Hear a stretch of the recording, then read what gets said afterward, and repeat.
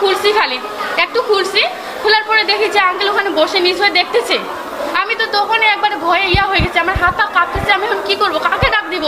তারপর আঙ্কেল স্বীকার করে আমাদের কাছে আসছিল, দেখছে যে আঙ্কেল এখানে কেন আসছেন। তখন উনি বলে আমরা আসলাম রে বাবা, আমি আসছি তোমাদের দেখতেছি তোমরা পড়াশোনা করতেছো কিনা।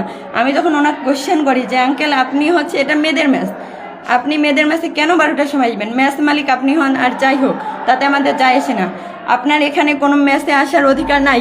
তখন উনি আমার কথায় বলে আচ্ছা ঠিক আছে আসবো না, তোমাদের এইখানে ইটগাতাই দিব, তারপর এখানে ইয়া দিব, দরজা দিয়ে দিব, তারপর এইখানে ভাইয়া